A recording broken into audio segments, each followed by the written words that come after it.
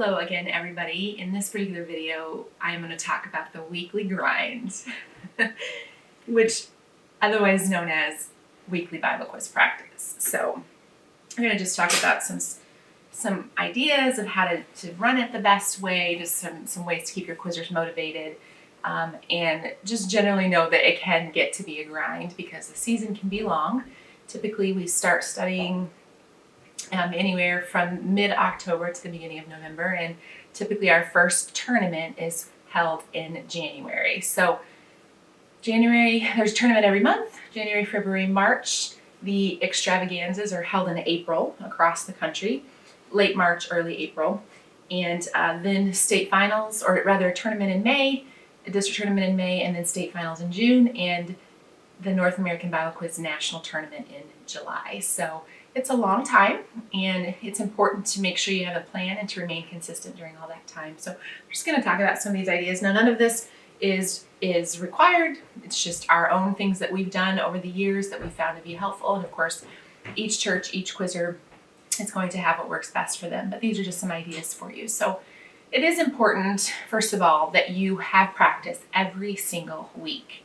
Now, sometimes there's an exception because people are sick or there's bad weather or it's a holiday or something like that. But in general, practice needs to happen every single week. And if your normal quiz night is snowed out, for an example, we are in Michigan after all, even though it's August as we record this tonight, there have been times we've had to cancel for snow. But if you have to cancel, maybe pick it up again at a different time that same week. It's important for the quizzers. It keeps them motivated, it keeps them pumped up, and it also helps you as a coach to have a firm grasp on what's happening with your quizzers, not only in their quizzing itself, but also just in their daily lives. So find the time that works best for your church and your quiz family. We have personally done Wednesday nights before service.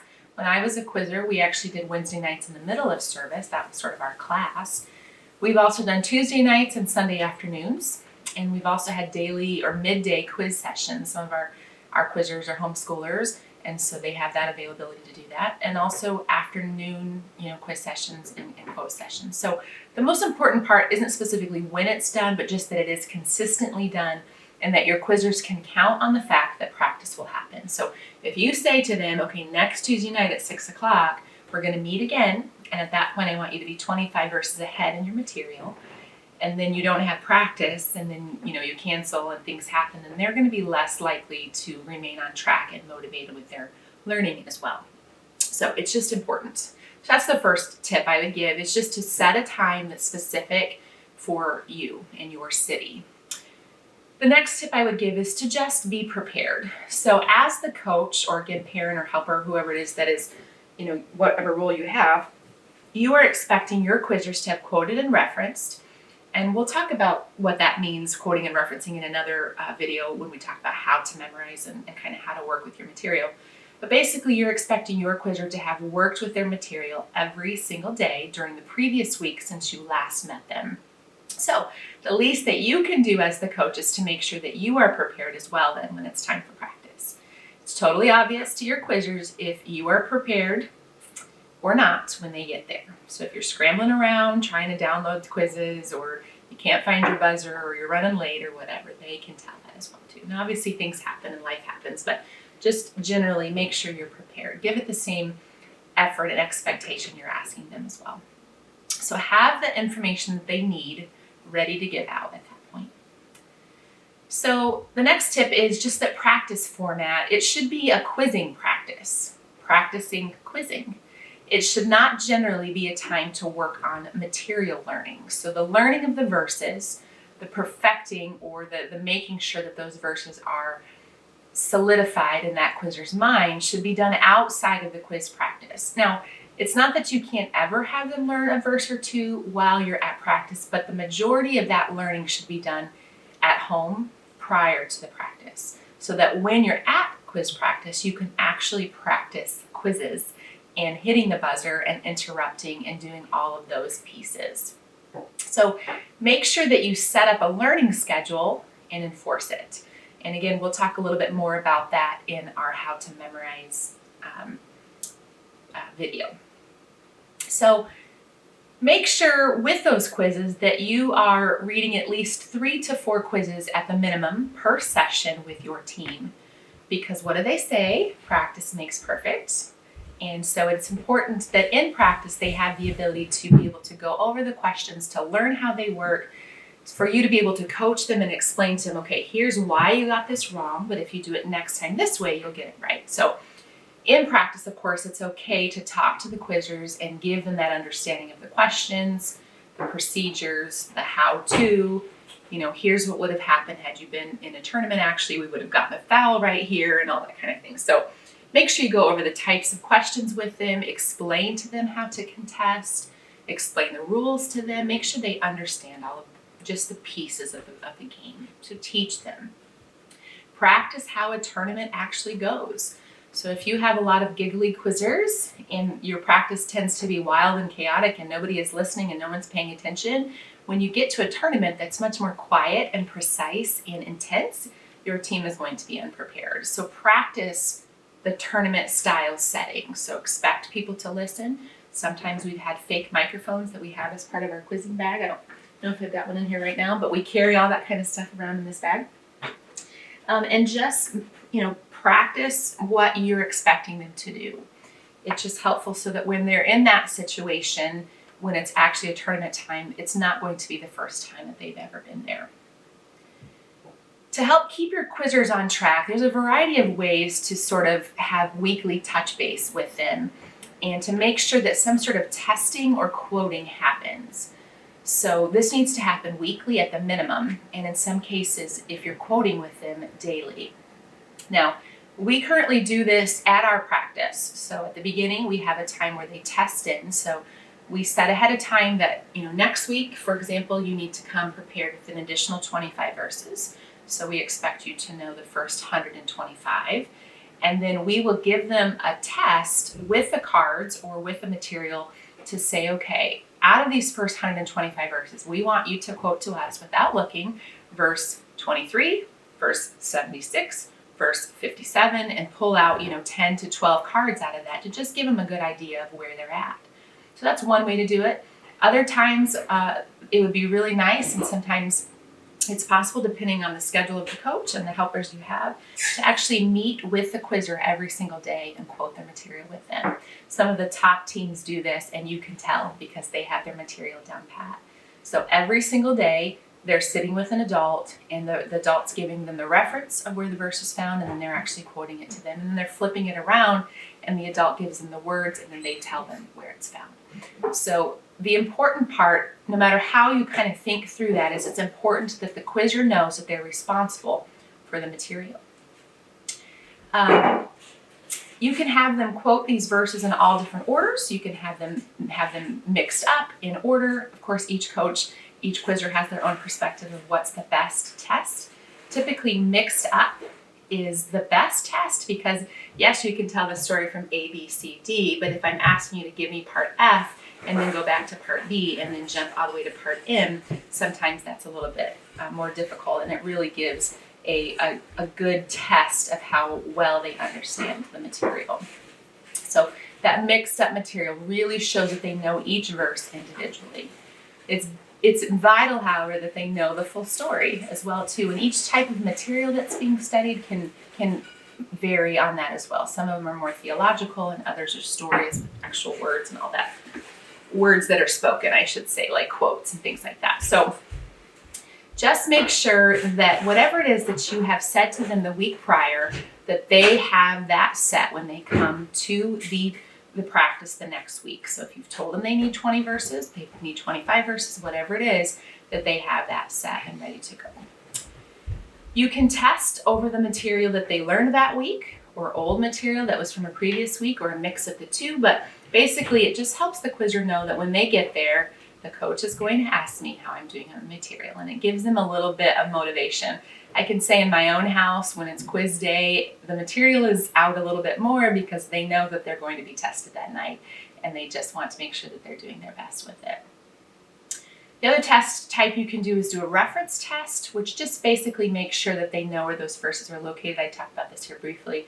It does them no good to know the words on the verse but have no idea where it's found in the Bible. The questions always will ask about the reference or the location. So if I can quote, in the beginning was the Word and the Word was with God, but I cannot tell you that that's John chapter 1 verse 1, it does me no good. Not only in quizzing, but generally in life, okay? So if somebody asks later in life, it's just helpful to have that. So make sure they're working on the references as well. The other thing to know just generally about the material, and like I mentioned, we're going to talk about how to memorize and all of that, is to just make sure that your quizzer knows each verse word perfect. Okay, now the youth ministries puts out the list of material, so there's a specific set of verses that are learned each season, and so you know which verses are part of it and which aren't. So it's important, first of all, also to make sure you have the correct list, and that can be found at seniorBibleQuizzing.com. But make sure when they're learning it that they have it word perfect. So the gist of the verse is not enough. Of course, they need to know what it is as far as the general meaning of it. And as you study and quote with them, there may be questions. What does this verse mean? What does this word mean? It's that Old King's vernacular. So you'll have a chance to talk to them about that. And generally, yes, we want them to understand what the material is about and why these verses matter. But as far as the quizzing piece of it, make sure that those S's are there if the word is plural, and that if we know if it's and or all that kind of thing. So, all right, one way you can kind of match up a quizzer to another quizzer and give some incentive is to have a point system that you use during your practice. So there's a couple different ways you can do this, but you can, with your testing, you can have each card that they quote correctly is worth 1 point. Each question that they answer correctly is worth 10 points. If they have a good attitude, you can give them a bonus of 25. If they show up, if they bring, whatever incentive that you give them, but it's an easy way to do this. It shows that the quizzers know what is expected of them, and then it gives you some way to help enforce it. And it also gives you a way to stack them up against each other if necessary at some point when you're trying to decide, okay, which of these quizzers is going to sit at number 1, which is going to sit at number 2, etc. So that kind of helps to do it. And there's a lot of different options on that. And my husband mentioned in a different video, there is a few resources on Facebook. There's a parent's corner and a coach's corner. And you could go in there and search, and there's going to be a lot of options and lots of wide variety of different ways to do these sorts of things. So the other thing that we like to do in our particular practice is we have snack, because who doesn't love snack and coffee, right? Coffee's delicious. So depending on how long your practice is, you want to make sure that there's some kind of food involved. So it could be something just simple like apples and peanut butter. You could have just, crackers or brownies or something like that. But what it does is, first of all, it helps to bring a specific break into the quiz practice. So you could, have a couple of quizzes at the beginning, then have the snack break, do your testing, kind of however you decide to do it. But it gives a chance for everybody to, just to relax for a moment from the quizzes. And it also helps to bring and establish the community among those quizzers and coaches. So it's just a fun time where everybody talks and laughs and just kind of is jovial.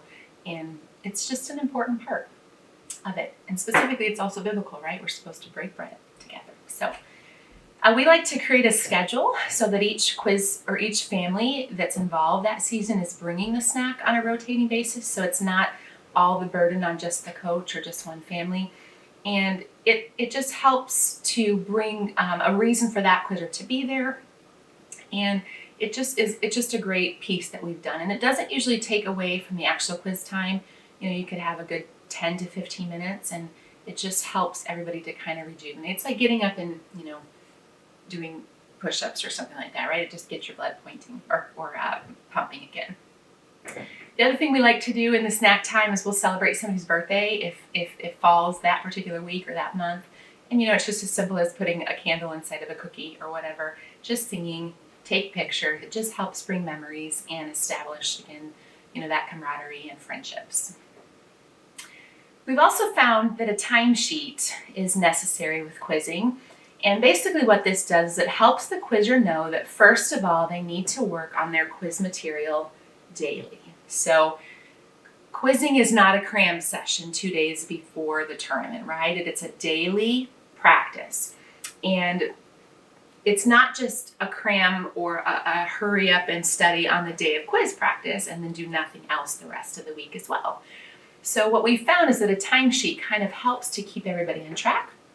It shows me as the coach what the quizzer has done that week. And it also gives the quizzer a little bit of accountability to say, hey, when I get there on Tuesday night or on Sunday afternoon, my coach is going to ask me for this timesheet. You can also use this as part of the points system to say, hey, you brought your timesheet in and it's signed by mom and dad and you studied every day as requested. So they get an extra amount of points as well.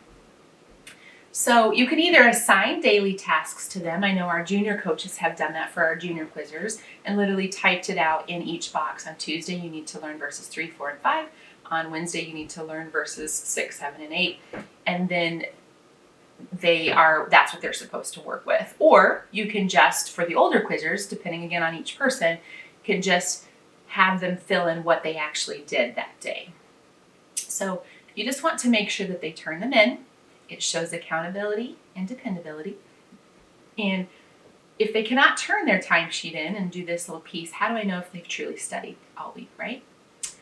I know we're in more of a modern age and maybe printing and paper and all that is not as easy. So you could do a daily text or a daily email back and forth between them or have them send you a direct message or whatever it is, but have them check in and be accountable to you for their work each week.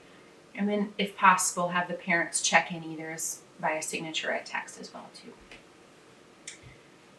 Another important thing that we've done in our quiz practices is it's important to have a devotion, a time where you study the Word of God that's being studied for the material, but more so than just making sure you have the S's and the V's and the thous, but what is this material that we're studying? What does it mean? What is the significance of this material?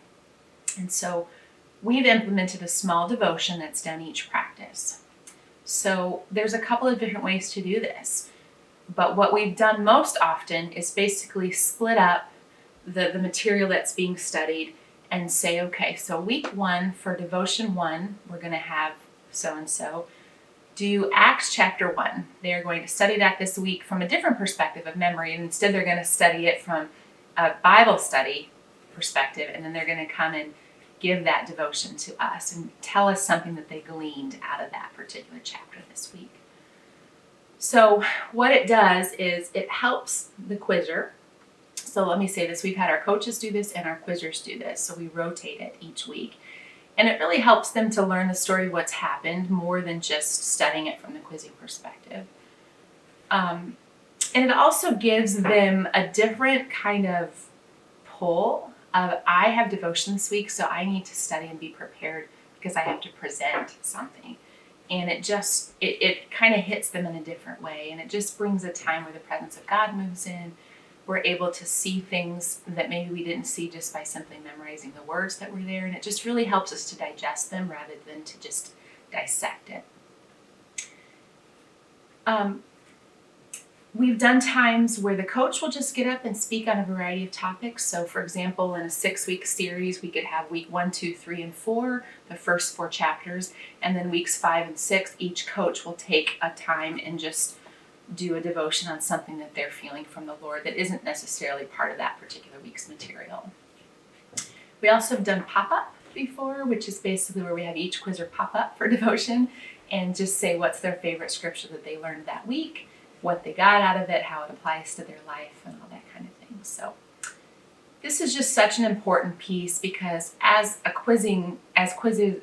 because there is such a high emphasis on the perfect piece of knowing the material as, during the quizzes themselves, it's important to make sure that we're balancing the word with the spirit.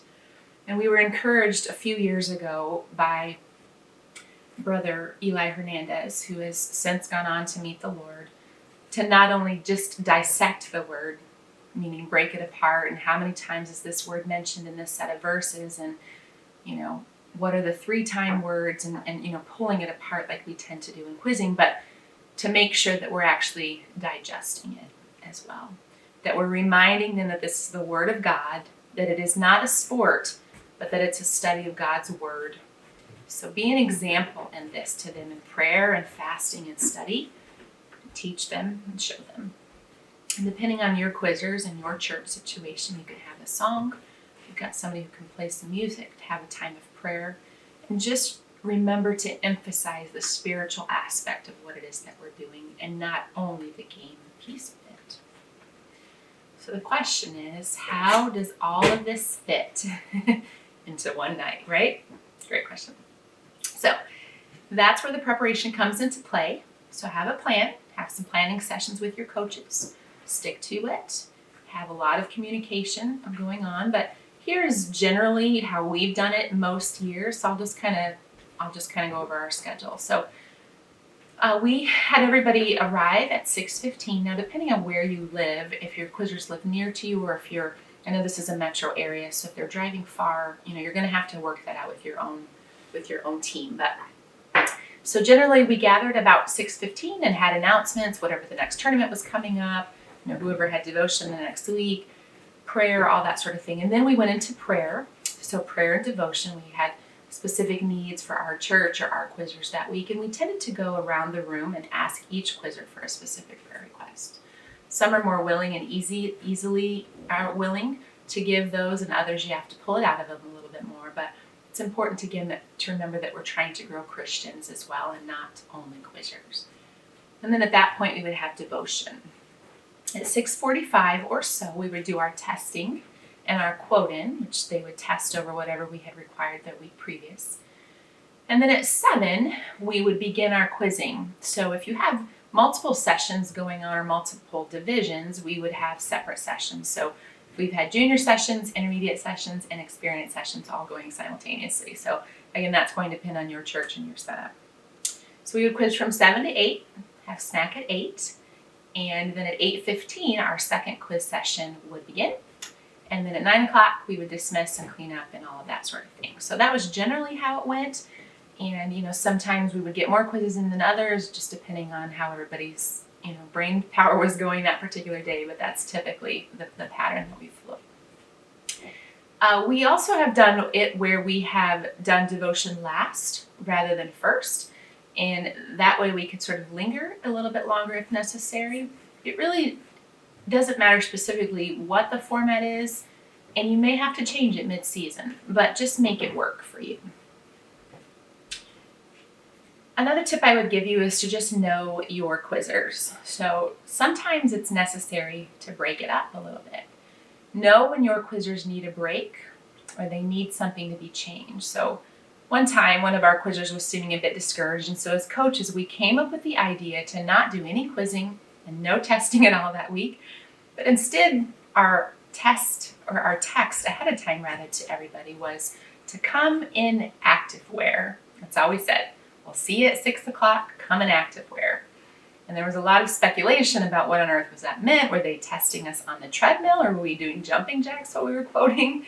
And instead, what we did is we ended up renting out the church gym that was next door to us, and we just let them play dodgeball and basketball and pool. We relaxed and enjoyed each other's company and encouraged the kids to just keep plugging away at their study. Sometimes you have to do something like that, to just know when they've had enough, to take a walk around the church, dismiss early, throw something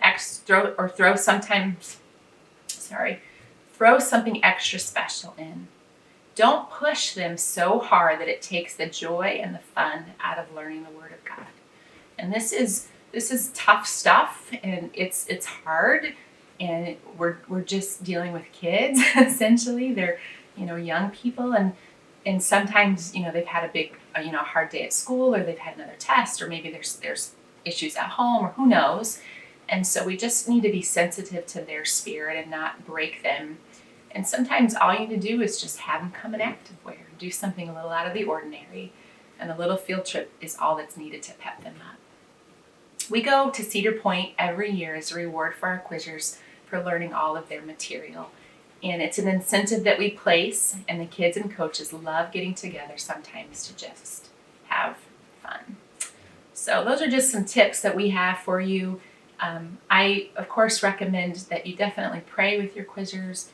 We also set goals at the beginning of the year to just say, what is it that you're wanting to accomplish this year? And, have them give you a quizzing goal and also maybe a personal goal and a spiritual goal. And just remember as the coach that you're not just coaching them and saying, okay, we need 2 more questions in order to wrap this quiz up and be the winner, but you're really coaching them at life as well too. And it's important to be in tune with where they are spiritually, that you pray with them while they're in the altar, that you encourage them in all things in this way. And then the weekly grind won't feel quite as much like a grind, but instead like a ministry. God bless.